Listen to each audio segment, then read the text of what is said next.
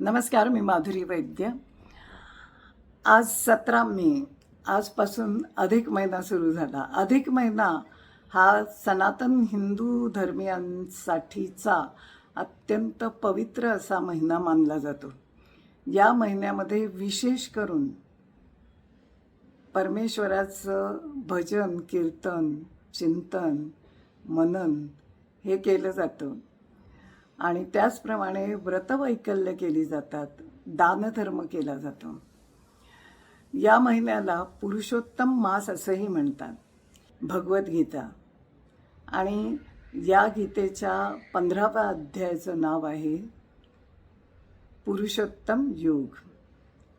हा अध्याय जो 20 श्लोकांचा आहे त्याला भगवद्गीतेचं सार असं म्हटलं जातं किंवा भगवद्गीतेचा तो अर्क आहे असं म्हटलं जातं. आणि त्यामुळेच या अधिक महिन्यामध्ये आपण या अध्यायाचं पूर्ण पठण करण्याचं व्रत घ्यायला काहीच हरकत नाही.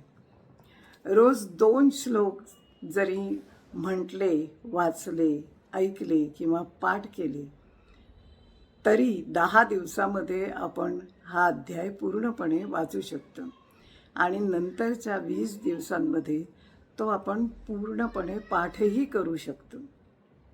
चला तर आज आपण पहिले 2 श्लोक घेऊन या अध्यायाची सुरुवात करूया. भगवान उवाच ऊर्ध्वमूलमधःशाखमश्वत्थं प्राहुरव्ययम् छंदांसी यस्य पर्णानि यस्तं वेदस वेदवित्. श्री भगवान म्हणाले, आदिपुरुष परमेश्वररूपी मूळ असलेल्या, ब्रह्मदेव रूप मुख्य फांदी असलेल्या ज्या संसाररूप अश्वत्थ वृक्षाला अविनाशी म्हणतात, वेद ही त्याची पानं आहेत असं म्हटलं जातं, त्या संसाररूप वृक्षाला जो पुरुष मुळासहित तत्वतः जाणतो तो वेदांचं तात्पर्य जाणणारा आहे. आदिपुरुष भगवान नारायण हेच नित्य अनंत सर्वांचा आधार असल्यामुळे ते अत्युच्च स्थानावर आहेत आणि त्यामुळेच त्यांना ऊर्ध्वमूल असं या संसार वृक्षाचं वर्णन करताना म्हटलं जातं. त्यानंतर मुख्य फांदी म्हणजे ब्रह्मदेव, कारण ब्रह्मदेव हेच जीवांची उत्पत्ती करणारे आहेत आणि पानं जी या झाडावर आपल्याला दिसतात त्यांना वेद असं म्हटलं जातं. वेदांचं तात्पर्य काय आहे तर वेद सांगतात की हा जीव जो जन्माला आलेला आहे तो क्षणभंगूर आहे, दुःखरूप आहे, नाशवंत आहे, म्हणून त्याचं चिंतन न करता अविनाशी नित्य अशा भगवंताचं सतत नियमित अत्यंत प्रेमानं चिंतन मनन करावं.